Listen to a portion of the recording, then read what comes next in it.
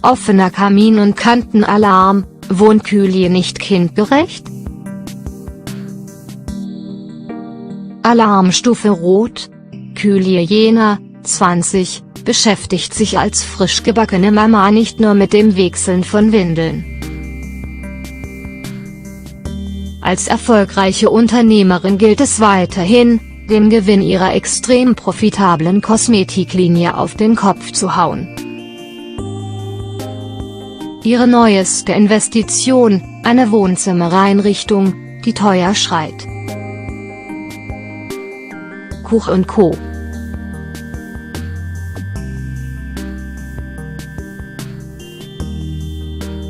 Scheinen aber nicht nur sehr kostspielig gewesen zu sein. Es stellt sich auch die Gefahrenfrage.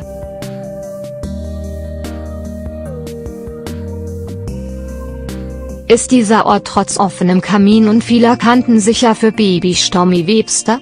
Auf Snapchat teilte der Reality-TV-Star stolz den neu eingerichteten Raum. Ein toller Einblick für die Fans, so wohnt die Schwester von Kim Kardashian, 37, also, heller Teppich, helle Sofas und mittendrin ein Glastisch, der wohl jede Mutter in Alarmbereitschaft versetzen würde.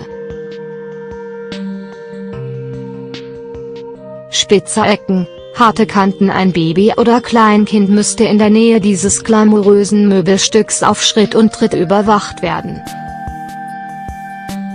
Noch schlimmer, der Kamin.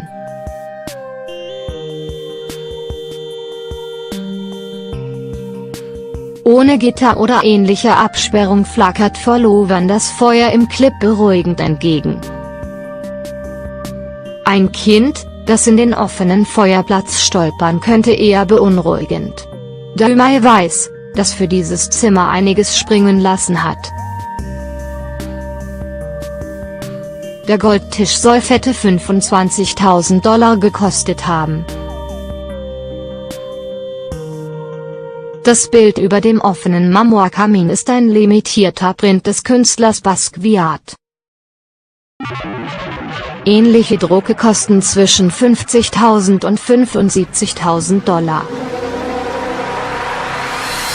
Was sagt ihr? Stellt dieses Zimmer eine Gefahr für Baby dar?